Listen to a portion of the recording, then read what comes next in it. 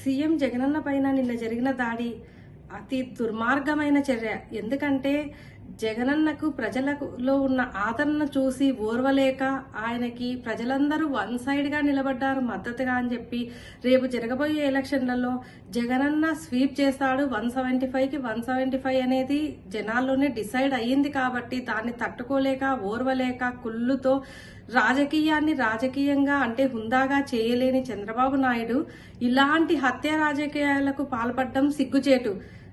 మరి పైపెచ్చు ఆయన మాట్లాడే మాటలు ఎంత విడ్డూరంగా ఉన్నాయంటే ఇదంతా నటన అంటున్నాడు. అసలు ఎవరైనా తన పైన తనే దాడి చేయించుకునే నీచ సంస్కృతి ఎవరికైనా ఉంటుందా? అలాంటి చంద్రబాబు నాయుడు గారు లాంటి వాళ్ళకి అలాంటి ఆలోచనలు వస్తాయి. ఎందుకంటే పచ్చకామెర్ల వాడికి లోకమంతా పచ్చగా కనిపించినట్టు వాళ్ళ బుద్ధులు అలాంటివి కాబట్టి వాళ్ళకు ప్రతి ఒక్కరు అలాగే కనిపిస్తారు. అంతే తప్ప జగనన్నకు ప్రజల్లో ఎంత అభిమానం ఉందంటే ఆయన అసలు ప్రజల్ని ఎంత కన్న బిడ్డల్లాగా అంటే సొంత కుటుంబ సభ్యుల్లాగా చూసుకుంటున్నారు. జగనన్నను చూసి ఓర్వలేకుండా లాస్ట్ కు ఇంత నీచానికి ఒడిగట్టడం అనేది చాలా దుర్మార్గం.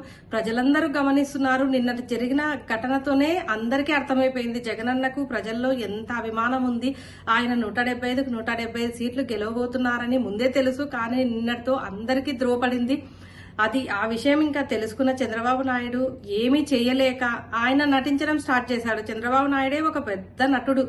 ఆయన గురించి ప్రతి ఒక్కరికి తెలుసు. ఆయన లేనిపోని వాగ్దానాలు ఇస్తారు, తర్వాత అవన్నీ తుంగలో దొక్కుతారు, ప్రజలను మోసం చేస్తారు. ఆయన చంద్రబాబు నాయుడు అంటేనే అవినీతికి అబద్ధాలకు మరో పేరు. అటువంటి చంద్రబాబు నాయుడిని ప్రజలందరూ ఈడ్చి కొడతారు. నెక్స్ట్ ఎలక్షన్లలో ఇప్పుడు వచ్చే ఎలక్షన్లలో ఆయనకి పుట్టగతులు లేకుండా ఆయన పార్టీకి పుట్టగతులు లేకుండా చేస్తారని కనుక్కొని ఇలాంటి నీచ రాజకీయాలకు పాల్పడుతున్నారు. కానీ ప్రజలెవరూ సహించే స్థితిలో లేరు. మనమందరం కూడా ఈ విషయాలను ఖండించాల్సిన అవసరం ఉంది. మనం కూడా బుద్ధి చెప్పాల్సిన అవసరం ఉంది. ఎవరైతే ఇలాంటి సిగ్గుమాలిన పనులు అంటే రాజకీయాలను ఇలాంటి సిగ్గుమాలిన పనులు చేస్తున్నారో వాళ్ళందరినీ కూడా మనము ఖచ్చితంగా బుద్ధి చెప్పాల్సిన అవసరం ఉంది.